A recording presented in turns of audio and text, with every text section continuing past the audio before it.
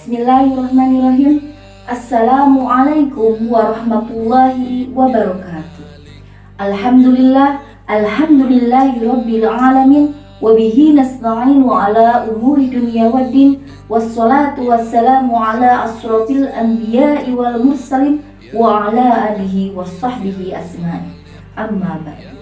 Pertama-tama puji dan syukur marilah kita sama-sama panjatkan kehadiran Allah Subhanahu wa taala. Alhamdulillah pada kesempatan ini kita bisa bertemu kembali dalam pembelajaran pendidikan agama Islam dalam pembelajaran daring. Adapun tema untuk kali ini kita akan membahas aku selalu dekat dengan Allah Subhanahu wa taala dengan mengimani Allah Subhanahu wa taala melalui Asmaul Husna. Baiklah anak-anak, Asmaul Husna terdiri dari dua kata. Yang pertama kata asma, yang kedua husna.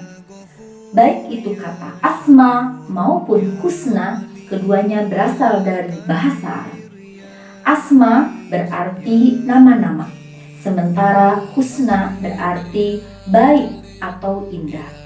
Jadi Asmaul Husna itu sendiri artinya nama-nama yang baik dan indah yang hanya dimiliki oleh Allah Subhanahu wa taala sebagai bukti dari keagungannya.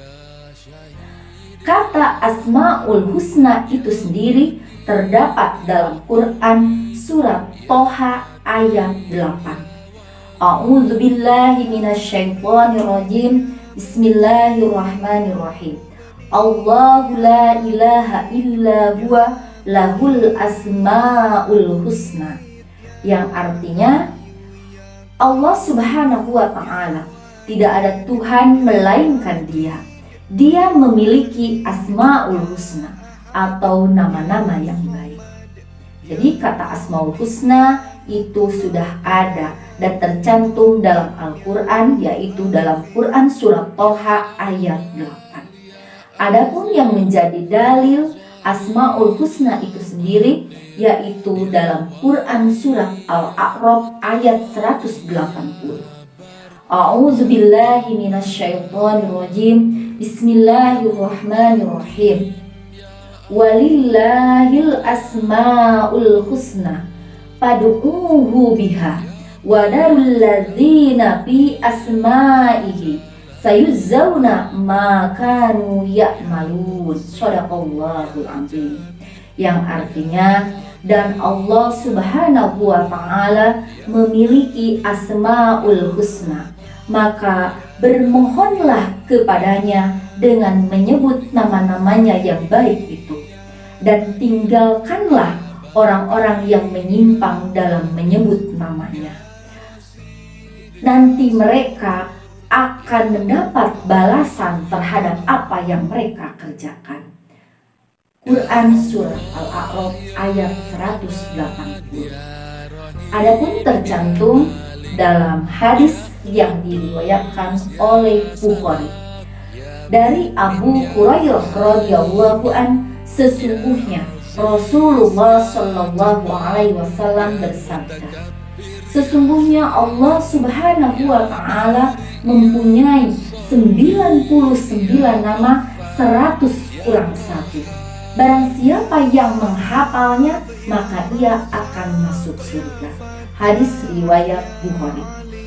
Berdasarkan hadis tersebut, maka barang siapa yang menghafalkan Asmaul Husna, dia akan diantarkan ke surganya Allah Subhanahu wa ta'ala. Yang jadi pertanyaan, apakah cukup dengan menghafalkannya saja? Tentu tidak.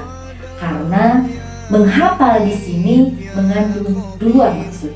Yang pertama, menghafal dalam artian kita itu harus terus-menerus menyebut atau mengamalkannya dalam berzikir atau sebagai pengantar ketika kita berdoa.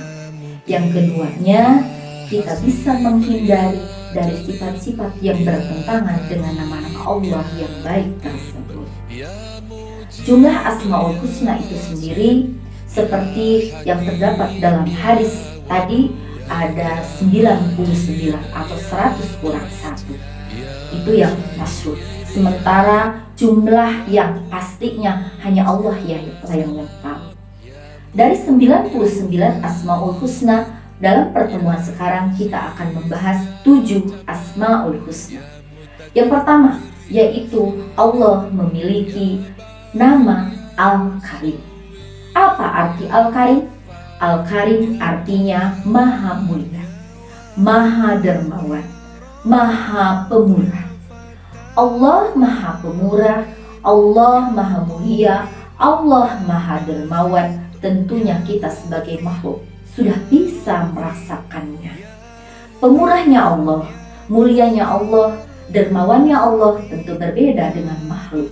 Karena Allah Subhanahu wa Ta'ala tidak pernah membeda-bedakan makhluk yang satu dengan yang lainnya. Allah tidak bersifat pilih kasih. Allah memberi tanpa kita meminta pun. Itulah dermawannya Allah. Sebagai bukti kita mengimani Allah mempunyai sifat Al-Karim dalam kehidupan sehari-hari, mudah-mudahan kita bisa menjadi seorang yang dermawan, yang bisa selalu memberikan bantuan kepada orang lain. Karena kita pun sebagai makhluk sosial tentunya selalu berhubungan dengan orang lain.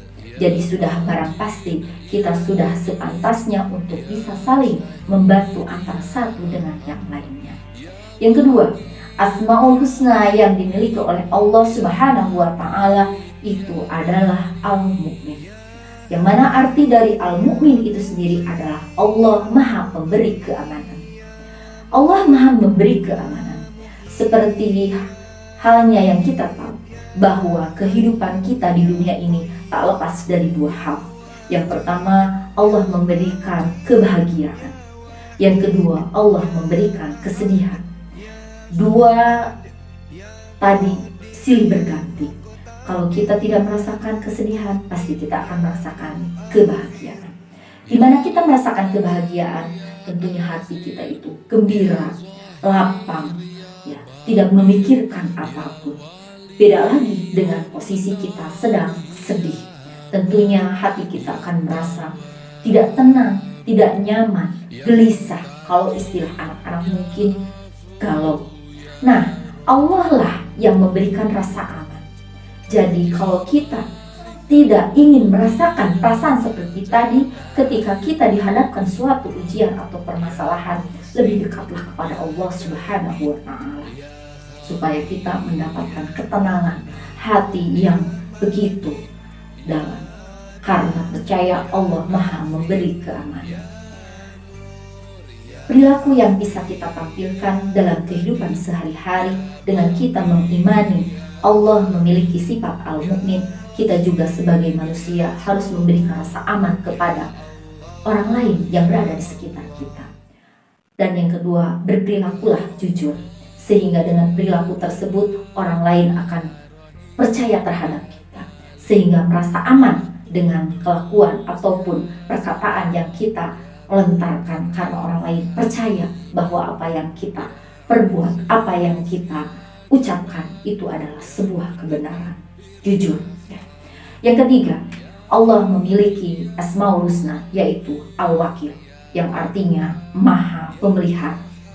Allah memelihara seluruh makhluk yang ada di muka bumi ini tanpa memerlukan bantuan siapapun.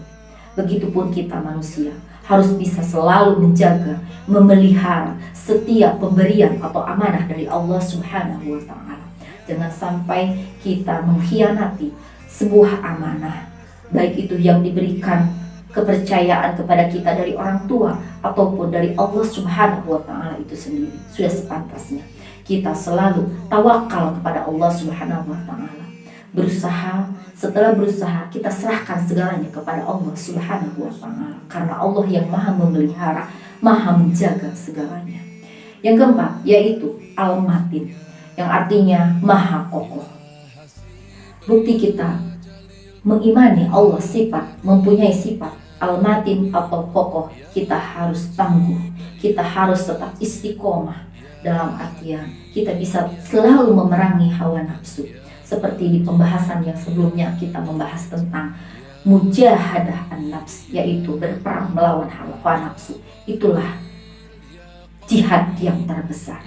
Karena kalau misalnya kita bisa melawan hawa nafsu, insya Allah kita akan selamat baik itu di dunia maupun di akhirat. Baik, yang selanjutnya yaitu nomor 5. Allah memiliki Asmaul Husna Al-Jami, yang artinya maha mengumpulkan.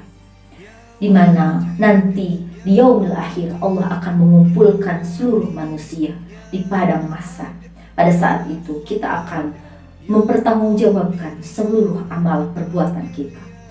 Maka dari itu, ingatlah, hidup hanya satu kali. Jangan isi kehidupan kita itu dengan hal-hal yang kurang bermanfaat. Isilah kehidupan kita itu dengan hal-hal yang bisa membawa kemanfaatan, menjauhi kemadaratan yang bisa mencelakakan diri kita. Yang bisa kita tampilkan dalam kehidupan sehari-hari dari Allah mempunyai sifat al-jami, yaitu sifat toleran, yang artinya sifat peduli terhadap orang lain. Karena tadi juga disebutkan bahwa kita sebagai makhluk sosial tentunya tidak bisa hidup sendirian. Yang keenam itu Allah memiliki Asmaul Husna Al-Adlu, yang artinya Allah Maha Adil. Tentunya adilnya Allah Subhanahu wa Ta'ala berbeda dengan makhluk, karena keadilan Allah itu bersifat mutlak, di mana kita melakukan kebaikan sebesar biji zarah pun Allah pasti akan membalas kebaikan itu. Jadi jangan pernah khawatir, karena Allah Maha melihat, Allah Maha mengetahui. Setiap amal perbuatan kita akan selalu dicatat oleh malaikat, sehingga jangan pernah takut. Walaupun kita berbuat kebaikan tidak dilihat oleh orang lain, tetapi kita ikhlas karena Allah Subhanahu wa Ta'ala, insya Allah semua kebaikan kita itu akan menjadi nilai ibadah. Amin ya Allah ya Rabbal alamin. Jangan karena ingin dipuji, ingin mendapat sanjungan dari orang lain, karena yang berhak menilai itu hanyalah Allah Subhanahu wa Ta'ala. Dan berusahalah kita juga menjadi orang yang adil dalam segala hal, adil dalam membagi waktu, adil dalam segalanya. Contohnya, sedang belajar, belajarlah dengan fokus, jangan sampai memikirkan hal yang lain. Itu contohnya kita melakukan suatu keadilan. Yang terakhir yaitu Allah memiliki sifat al-akhir, yang mana Allah Maha akhir dari segalanya. Jadi terakhir, tujuan akhir dari hidup kita adalah menghadap Allah Subhanahu wa Ta'ala. Dengan kita beriman kepada Allah Subhanahu wa Ta'ala dan mempercayai bahwa Allah memiliki sifat al-akhir, insya Allah kita akan menjadi pribadi yang selalu bertakwa kepada Allah Subhanahu wa Ta'ala. Karena tidak ada yang kekal di dunia ini, semuanya pasti akan berakhir. Dan akhir dari segalanya itu, kita akan mempertanggungjawabkan seluruh amal perbuatan kita ketika kita hidup di dunia. Anak-anakku, marilah kita akhiri pembelajaran kali ini. Mudah-mudahan apa yang Ibu sampaikan bisa kalian pahami. Terima kasih atas segala perhatiannya. Mohon maaf atas segala kekurangannya. Wassalamualaikum warahmatullahi wabarakatuh.